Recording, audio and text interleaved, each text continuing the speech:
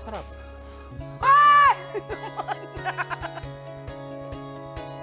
Some of the housemates sort of got uncomfortable or weirded out by what they were doing. I don't think they're used to seeing two drunk people being that close with each other.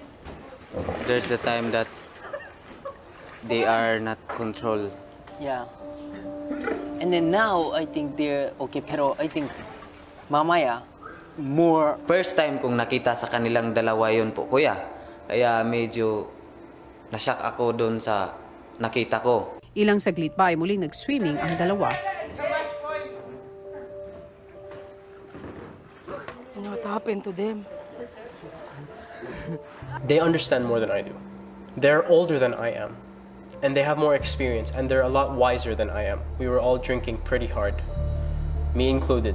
If it's okay with Andre, and it's okay with Lou, then I'm fine with it.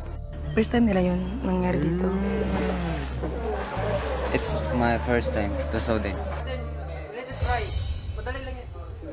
Oh my God. Should I stop?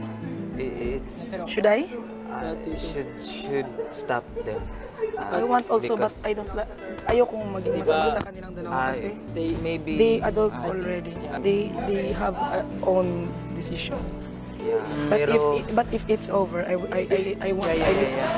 Now! Not now, later. Yeah, di ba? Kailangan ko silang pigilan kasi ayokong hayaan lang silang ganun.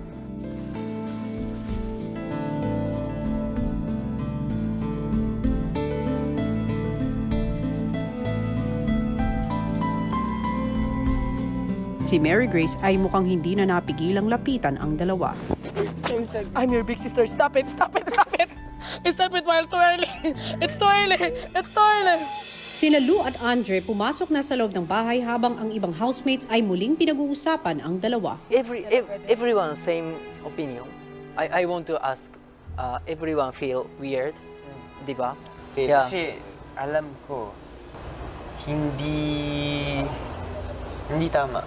Is there a relationship? No. In relationship? No pa. Hindi pa kasi... Why they do that? Kaya nga, out of control nga sila. Kami ni Fumia, ni Ate Grace, kami yung naka-observe na medyo nagiging touching na sa isa't isa. Sa iba siguro okay lang, pero sa akin talaga kuya, hindi po talaga ako komportable na makita yung silang ganun. Kahit sabihin natin mag-girlfriend, boyfriend sila, pero this is not the right place. Yeah. The right place. Yeah. Wala akong karapatan, bawalan sila kung nasa kanilang dalawa sila na bahala sila kasi matanda na sila. Pero dito kasi, iba kasi yung setup. Grabe talaga yung kiss nila. Kiss talaga. I did not see that. Siyempre kuya, nung nakita ko sila ng ganun, ako minsan sa sarili ko, parang ako yung nahiya na tingnan silang ganun, na wala akong ginawa kuya. Kasi alam ko naman na parang ako nga yung ate nila, na overflow yung pagiging emosyon nila kuya, na nakalimutan na nila yung mga ginagawa nila. It's not bawal, pero we are... It's weird. Yeah, it's rude. Because we are in family. Yeah, and then we are living together, so we have to... Yeah. That's why for me also, I don't tolerate that because I know what is wrong and right. Although they are adult, but this is not the right place. Yeah. They can't control Too much. too much. Too much kasi. For you, do you? It's weird, you know. Would you do that? Oh, no. It's weird. It's, yeah, and in Japan, It's not good. especially more, for example, yeah, like if for example, like this is more already rude in public, and then like even like this is rude for Japanese. Also in Philippines. Yeah, that's why. At first I confused. It's okay. Like a kiss is it's okay in the Philippines. I thought, pero your same feelings, so I'm understand.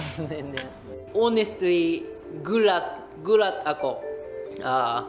If they do that, the outside world, it's okay for me. Pero we are living 8 people together. It's not 2 people's mundo. I think it's better to talk with them tomorrow. Tomorrow, yeah. And then Not now. Not now. Then the main point there is we are family. Yes. We should watch each other. Even though that you have your own decision or you have your own. Yeah. Susunod! Last night too much drink. ルーとめっちゃキス